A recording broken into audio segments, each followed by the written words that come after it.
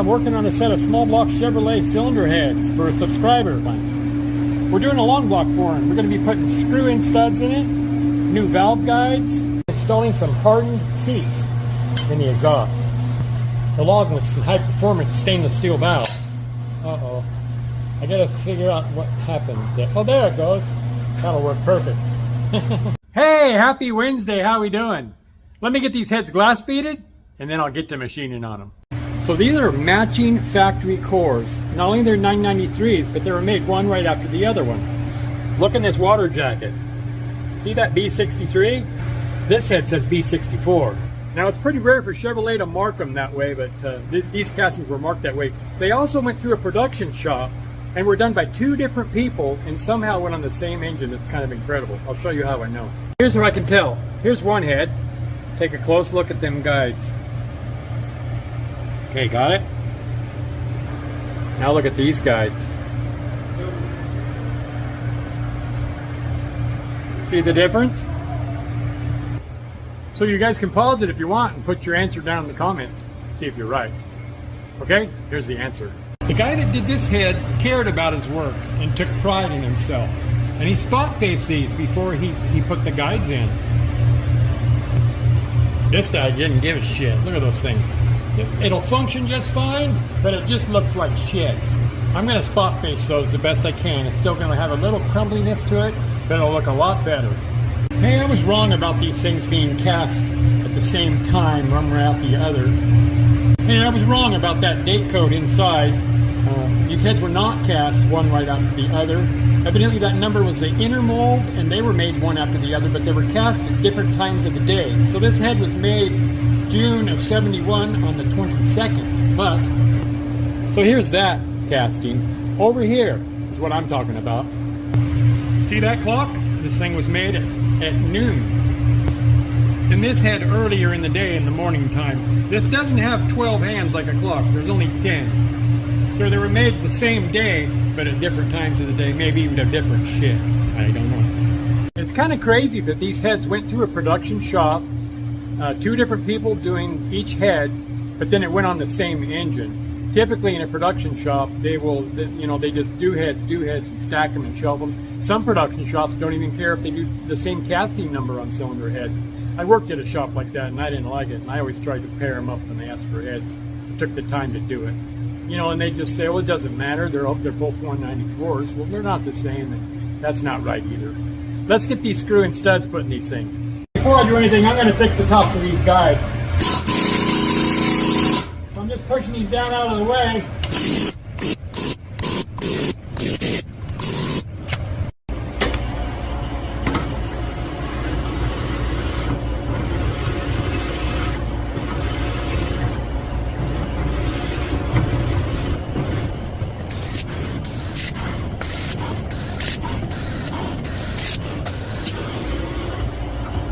There you go. That'll look a lot nicer when I take them guides out. I'm going to take the guides out from the combustion chamber side.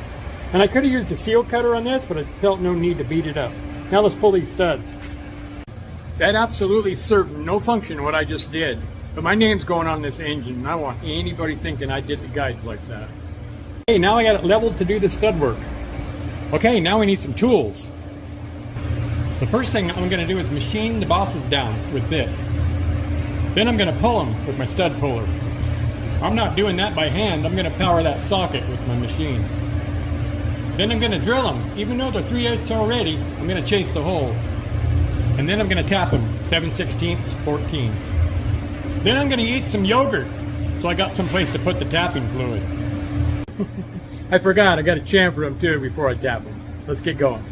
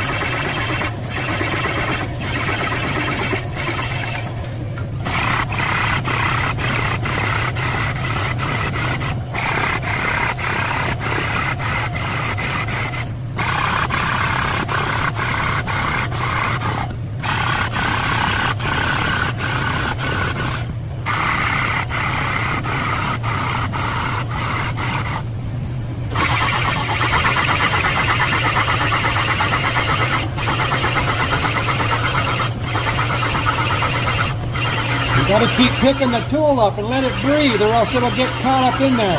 It fits the stud pretty tight. All done. There you go. That made a pretty big mess, didn't it? There you go. That's a lot better, huh? Hey, that cleanup was made possible by today's sponsor, Chip B Gone. You should get yourself a can. Okay, we're ready to pull. I put a little bit of oil on all the studs, and I got the socket and the column. Okay, now this just screws down on there. Back it off one turn. The reason I said to back this off one turn is because as this nut is pulling the stud, this will slowly rotate and go down and jam and bind on that stud. It'll be hard to get out of the tool. So here we go.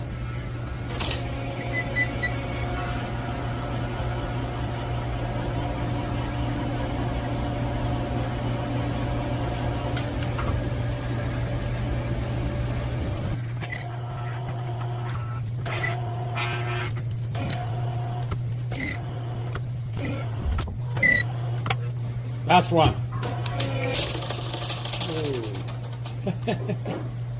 This funky little adapter socket I made popped out of the chuck. Okay, let's try it again. Damn, I had some grip.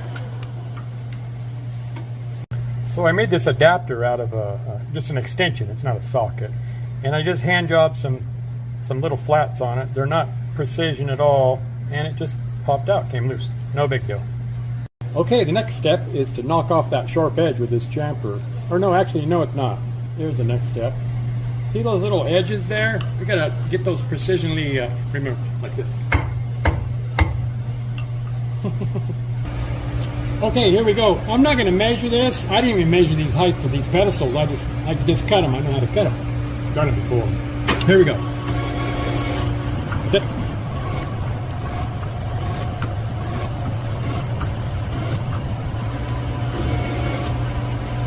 There you go. Well, there's not very many chips here at all.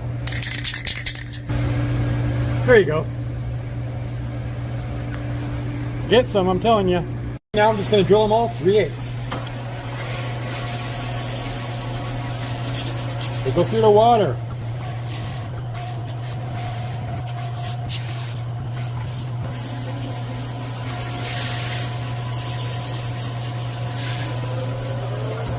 Okay, I'm ready to tap. These exhausts go all the way through the water, and I don't have to worry about stopping the tap when it goes through.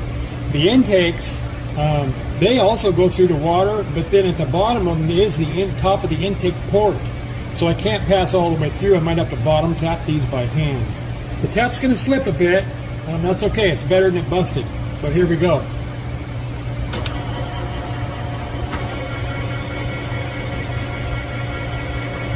That's going to slip a lot. Let me tighten it. Hang on. Okay, now I really tightened it. You don't want to make it too tight. You want it to slip. Here we go.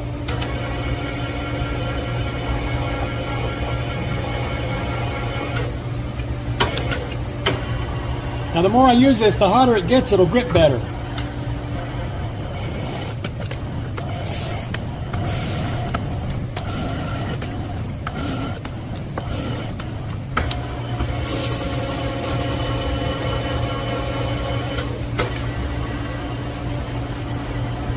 All done. There you go, they're ready for the studs. Now I'm not putting guide plates on these. I'm going to let the factory slotted push rods hold them. It's got a really small cam. If it had a great big cam, we'd put plates on it too. Let me get the other head in here. Hey, I got the second head in here, and I realized I didn't show you how I level this head. I just use the level I use when I'm putting in guides and seats. But don't use it this way. It won't work. I'm not going to tell you how I do it. I can't give away all my secrets. Hey, I'm not going to film this head. I'll just show you every step after I'm done with it. So here we go. There you go. They're milled down. Now let me spray them clean. There you go. And now for another great product by the same company. Studs Be Gone. Sorry, I can't help it. I'm not sorry. Here we go. There you go. Simply amazing, isn't it? The company is currently out of stock on their tapping spray, so I'm going to tap it myself. Chamfered, drilled, and now they're tapped. There's one more thing I got to do before I call this stud job done. There's a little lip right here that my cutter didn't reach. I don't have to cut it off there, but obviously I'm going to, right? There you go. I just knocked that off with a right angle grinder. Set of screw-in studs on small block Chevrolet heads. Okay, that second head took 32 minutes to machine without doing all the filming. The first head was a little over 3 hours. I don't mind doing it though. I like to film what I'm doing and let you guys see how the process goes. So this is the first leg in the journey on this build. I don't build a small block Chevy without putting screw-in studs in them because you can't trust the press fit from the factory. Thanks for coming along on this Wednesday, you guys. You guys come back and see me again, all right? And be nice to each other. Bye.